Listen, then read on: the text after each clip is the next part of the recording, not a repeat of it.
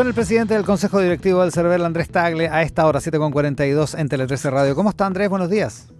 ¿Qué tal? Hola, muy buenos días. Oiga, increíble, pero salió la ley. Sí, finalmente salió la ley. Pucha que costó, ¿ah? Ya tenemos ley. Ahora todavía nos queda, eso sí, pasar por el Tribunal Constitucional para que se publique como ley. Ya, pero eso debería ser relativamente sencillo. ¿En cuántos días se espera que eso ocurra? Bueno, no quiero... Dispone de un mes el Tribunal Constitucional en estas leyes orgánicas, pero esperamos que lo hagan antes. Pero ese trámite, que ese trámite que pendiente, ¿afecta en algo las fechas del proceso o algo así, o no? No tanto. Hay un tema ahí con que se aprobó también un control sobre la publicidad en las redes sociales y plataformas de Internet, pero hay un plazo que no va a correr, que era la información de los mecanismos, cómo determinan las tarifas. Pero aparte de eso, digamos, estas son normas permanentes, ¿eh? Así que, bueno, a nosotros no importa que eso corra para futuro, que permanente la ley. Y en resumen, ¿qué diría usted que es lo más importante de este proyecto, entonces, aparte de los 2 días, digamos? Bueno, ahora, los 2 días quedó en forma transitoria, hay que hacerlo y va en conjunto, ¿no es cierto?, con la sanción en 33.000 pesos en media UTM y también la rebaja de los valores que se le reembolsan a los candidatos contra gastos, digamos, porque se espera que vote más gente, digamos, evidentemente con el voto obligatorio. Pero también nosotros valoramos mucho otras medidas que están en el proyecto que no han sido sujetos de conflicto, que correrán para esta o las próximas elecciones. Hay que destacar el tema de los vocales de mesas, que ahora van a estar en 2 periodos electorales, ya sea el municipal y el presidencial, y no esa seguidilla de veces que tuvimos en el pasado por los plebiscitos y los procesos constitucionales. Eso por ejemplo, corre... También está la vía pasta, que quedó ya finalmente en la ley, como también el tema de la ley seca, etcétera. Y para las próximas elecciones hay unas medidas muy importantes que facilitan el procedimiento de creación de candidaturas. Ya, eso es importante. Y a propósito de los vocales, que es muy importante, eso significa, eso corre desde ya. O sea, los que sean nombrados vocales para el 26 y 27 de octubre podrían ser nombrados para el 2025 y después ya no más. Podrían ser, y después ya no más, exactamente. Son 2 procesos electorales, incluyendo sus segundas vueltas, ¿ya? Y no más. Si hubiera plebiscito entre medio, serían 2. Esto estaba un poco así antes, pero hablaba de 4 años, pero resulta que en 4 años se hicieron muchísimas otras elecciones extraordinarias. Entonces ahí es donde se recargó, por así decir, la mano. Eso va a quedar más limpio. O sea, solo los que actuaron en el plebiscito del año, o sea, solo se van a repetir aquellos que estuvieron en el plebiscito del año pasado, de finales del año pasado, y no los que estuvieron en procesos anteriores. Algunas cosas procedimentales de esta campaña. El Tribunal Electoral Regional tiene hasta este domingo para responder las reclamaciones, ¿cierto? No, yo creo que más que este domingo. ¿Tú te refieres a cuáles reclamaciones? ¿A las del padrón o a las de los candidatos? No, a la de los candidatos, sí. No, lo de los candidatos, el plazo vence mañana. Mañana para 15. reclamar ante el tribunal. Y después de eso hay posibilidad de apelación ante el Tribunal Calificador de Elecciones, ¿y eso tiene un plazo? No, eso último no tiene plazo, lo otro sí tiene plazo, pero todo este proceso de reclamación y apelación al tribunal debe durar, no debería pasar del mes, digamos, entero de agosto. Para tener los candidatos a firme 60 días antes. Ahora, en las elecciones pasadas, este proceso de repente se ha demorado más de lo que debería. Espero que no sea esta la ocasión. Ya, pero eso, el servicio electoral tiene que tener un plazo perentorio porque, entre otras cosas, hay que imprimir los votos y además tiene que partir la campaña, ¿no? ¿Cuáles son esos plazos? Sí. Sí, bueno, hay que...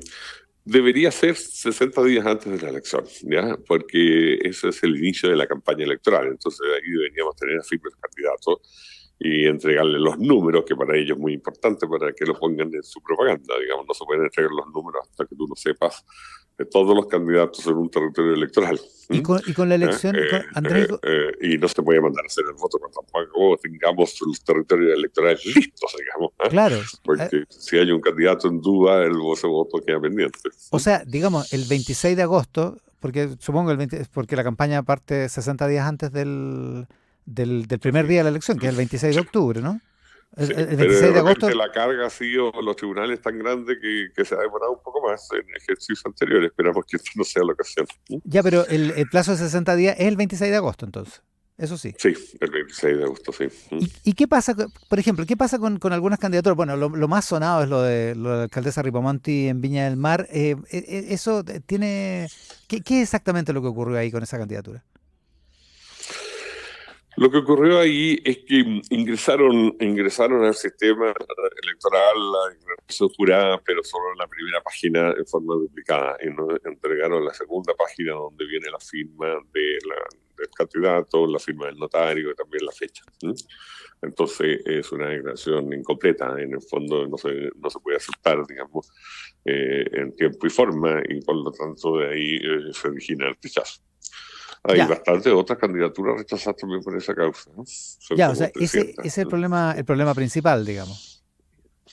El problema principal de rechazo son otros, son las personas que no cumplen con la afiliación al partido político o independientes que estuvieron afiliados a partidos políticos 90 días antes, 9 meses antes que la declaración de candidatura.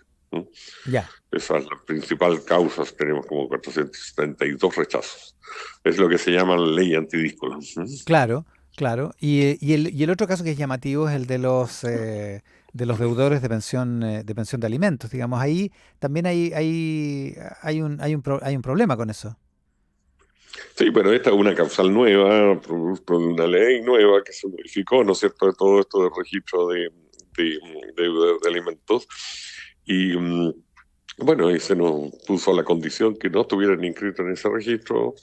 El CERVEL, todos los candidatos declarados el 29 fueron entregados al registro civil, digamos, para ver si estaban o no en el registro, y nos contestaron que había 194 y se les rechazó la candidatura por esa causa. Ya, eso no queda otra, es el mandato de la ley nueva. Y en el caso de otros candidatos... La ley habla de la inscripción, que esté inscrito en el registro, ¿no? Inscrito en el registro de deudores, claro, que eso le impide ser candidato. Y en el caso de otro tipo de problemas, por ejemplo, hay un candidato en Peñaflor que está con un proceso porque lo encontraron con un arma de manera ilegal, o un candidato en el sur, en Coronel, que también está mencionado en un proceso judicial. ¿Cuál es la compatibilidad de un candidato con eventualmente tener problemas legales? Después de que queda inscrito como candidato, ¿hay forma de eliminarlo de la contienda si tiene un problema judicial? ¿Cuál es el criterio ahí?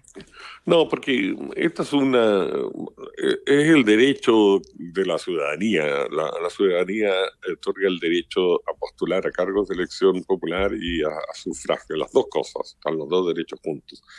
Y la Constitución establece que la ciudadanía solo se pierde por condena a pena aflictiva, ¿no? Y las condenas, bueno, se demoran en llegar, tiene que hacerse todo el proceso judicial. Claro. También hay una suspensión del derecho a sufragio que afecta también a los candidatos, porque tienen que estar con derecho a sufragio en una condición de las leyes que se produce cuando es acusado a un delito que merezca pena aflictiva, es importante decir eso, ¿ya? Y haya el Tribunal Constitucional establecido jurisprudencia que tiene que haber un auto de apertura de juicio oral firme ejecutoriado. O sea, se va a iniciar el juicio después de todo un procedimiento, ¿no es cierto?, reglamentario penal y dado que haya un visto bueno del juez para iniciar ese juicio. Esas son las dos condiciones, digamos, que inhabilitan candidatos por razones penales y que están en la Constitución, y no hay otra, ¿no? Ya, o sea, aquí hay bastante doctrina, incluso de la Declaración Interamericana de Derechos Humanos, de que tiene que haber condena. Ya, ¿esto por qué tiene resguarda? Que haber condena, no, la formalización es una simple notificación de que se le está investigando a la persona. Claro. Y bueno, y las medidas precautorias, digamos, para que obviamente un delincuente no se escape del proceso, digamos, Mm. pero no es una condena. Y estos derechos por mandato de la Constitución se pierden principalmente por condena, ¿no? Ahora, Y no cualquier condena, ¿ah? Condena pena efectiva, más apenas, de 3 años y un día. o ¿No? sea, una pena de cárcel efectiva, digamos, por decirlo así. Sí, en el fondo es una pena de cárcel efectiva. Ya, entonces, ese es Incluso nosotros tenemos el voto de los presos, digamos, ¿ya? Y es la misma situación. Ellos los que votan no están condenados o no están condenados a pena efectiva. la gente que está en prisión preventiva, por ejemplo, que es el caso más típico. Ahora, Sí, en- claro. ¿Mm? entonces, si Sí, le entiendo bien, o si el momento de la inscripción de las candidaturas alguien no está condenado o no se va a iniciar un juicio, puede ser inscrito como candidato. ¿Y qué pasa si alguien claro. es condenado en el, Mira, en el intertanto? eso tiene un poco que a nosotros nos notifican de los tribunales de estas condenas o estos inicios de juicio. Y eso 140 días antes de la elección. El registro se cierra. Ya, Cualquier otra notificación que llegue a los tribunales queda esperando para las futuras elecciones o después del proceso electoral. ¿Ya? Tú tienes que dar un corte, tanto para el derecho a sufragio como para el derecho a postular a cargos de elección eso popular. es Son los derechos que otorga la ciudadanía. 140 días antes de la elección.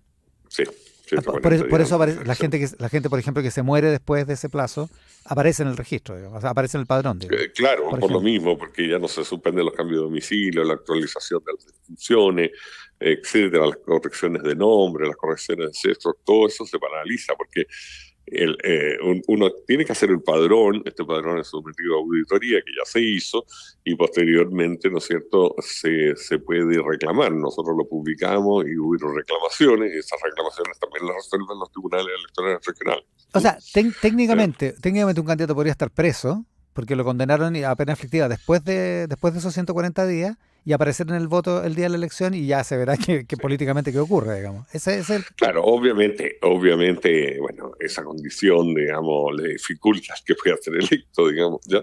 Pero a su vez, digamos, si finalmente es condenado, no va a poder ejercer el cargo y ahí se hará el reemplazo conforme a la ley que existe en cada caso. ¿Sí? Todo este veto estuvo rodeado de esta controversia por la diferencia entre electores y ciudadanos. ¿El servicio electoral tiene una posición en esa materia, en esa controversia?